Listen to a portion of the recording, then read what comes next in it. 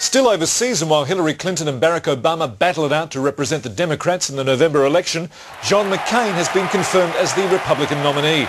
At the moment, at 71, he's the second oldest ever first-time candidate to run for the office of US President. A situation that doesn't get any better later this year when the former Vietnam combat vet turns 72. If he becomes president, he'll be the oldest first-time US president in history. Marion Davies, how far can McCain take this ageing thing? It seems to be working pretty well for him so far. Sky's the limit, Sean. If McCain is successful in his bid and serves out his full 4-year term, then according to our calculations, he could be up to 76 years old. Fuck. We did some estimates, you know. We calculated that his likely age, should he continue to serve until the year 2048, would be 108 years old. Now, that makes him not only the oldest US president, but also the third oldest person ever lived. That's 2048 AD? Yeah. All right. What about Hillary Clinton? Well, she will become, you know, the first female president, regardless of her age. But Barack Obama, on the other hand, that's an interesting case. Now, you elect him to the White House. Now, he makes history as not only the youngest U.S. president, but also the least white president and the most black president in the history of the United States. Right, so triple threat. Well, that's going to be interesting. Should be very, very interesting. Thank you very much, Marion. Is Tony Froth still there? Because I just want to ask him a question. Tony, sorry to bother you again, but I was wondering, is it possible to open an account at the Reserve Bank and borrow money? It's just that your interest rate is still a lot lower than the regular banks. No, we don't do that sort of thing. We just do the paperwork on the issuing of banknotes, so we get to say what they're worth. That's pretty much it. Right, right. How do you work that out? It's all, I suppose, relative to the gold reserves, isn't it? No, we've sold the bulk of our gold reserves. Look, it's all based on the value of our reserves of foreign currency. Okay. No one uses gold these days, Sean. My God, where have you been? Although if no one uses gold and everyone's using everyone else's currency to value their money, then surely it's ultimately not worth anything.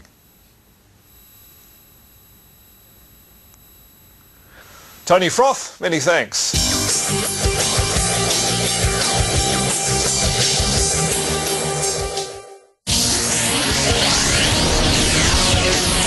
Hi. If you were leafing through Life magazine 63 years ago last week, you couldn't possibly have missed this. No, not that. Sorry. Joe Rosenthal's famous photograph of the raising of the American flag at Iwo Jima.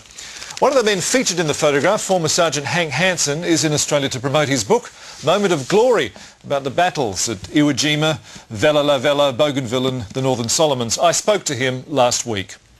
Sergeant Hansen, thanks for your time. It's not often we get to speak to a real hero. Well, I wouldn't say I was a hero. Others may and have said that, but no, I served my country and I was proud to do that.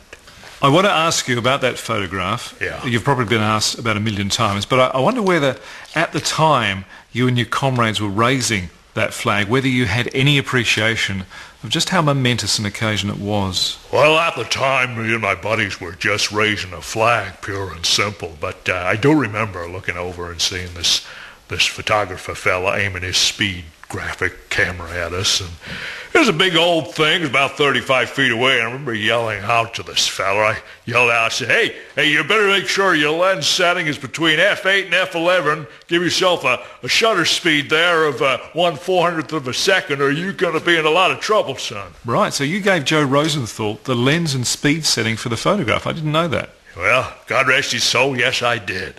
And it won the Pulitzer, too, the only photograph to have so done. That's why I'm proud to have it on the cover of my book there. I feel it's as much my photograph as it is his. Sure, but noticing the settings on a camera 35 feet away while you're raising what seems to me anyway to be a pretty heavy flag. Were you there, son? No. Well, I was. I was there. If my buddies were here and alive, they'd tell you, but sadly they ain't. They died fighting for that goddamn volcano so you could wear a dressing gown instead of a kimono. Yep. I didn't mean to suggest anything, honestly. Yeah. Incidentally, which one are you in the photograph? Well, that's me there on the end. On the end? It's me. It's interesting. I notice you're the only one in the photograph not actually holding onto the flag. Well, obviously they were on the flagpole originally, but as it straightens up, those furthest away have to let go. Right. If I kept a hold of it, I'd be hanging on the pole at the top there. How many men are there? Well, there's 4 on this side and 2 on the other. 6 men. Yeah, 6 men. All the others dead and gone now and can't say nothing. Yeah, I'm just wondering, and no offence meant in any way, but was there actually any need for you to be there? It's just that these 5 guys seem, perfectly capable of handling that flag by themselves. Well, I was sort of spotting for them, like when you're in the gym lifting weights. Moment in Glory by Hank Hansen. Moment might be overstating things a little. Well, Russia has had its elections, and next door the good people of Romania have also gone to the polls today. Verity Elk is in the tally room in Transylvania. And Verity, how's the count going? He's romped it in, Sean. Thanks, Verity. Well, we leave you tonight with another marvel of modern science. Jexy the sheep is the first sheep in the world to successfully grow a fleece of steel wool. Cloned in the laboratory from ovine sperm and molecules of metal, farmhands say the steel wool sheep are more painful to shear but keep their pens absolutely spotless.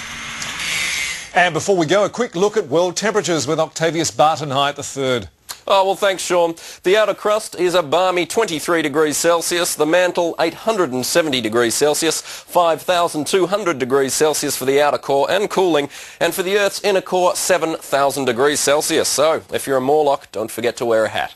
Sean. Octavius. Is Tony Frost still with us? It doesn't matter. Let's look at tomorrow's headlines. And Adelaide Advertiser is leading with this. Daily Telegraph having an each-way bet. And the Australian, always interesting.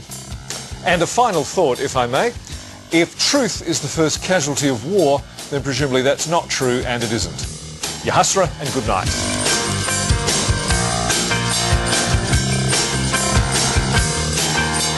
Well, teenage binge drinking never used to be a problem, but I think with the rise in global warming, the kids are just getting thirstier and thirstier.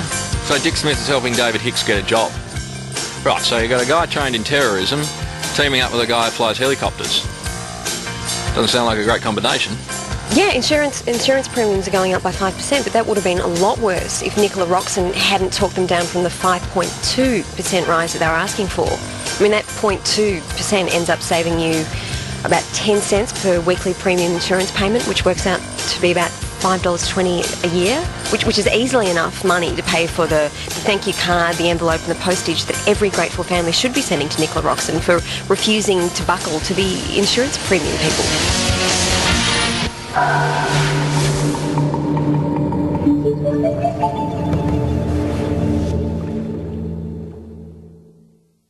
Hi, I'm Sean Mikhailov. If you've enjoyed tonight's episode of Newstopia, please visit our website and say so, sbs.com.au, and follow the prompts, or links as it says down there. If you haven't enjoyed tonight's episode, please visit the Current Affair website and slag us off all you like. Have a go at Tracy Grimshaw while you're there. I'll be back in a second to do the ads, so stick around for that. I know I will.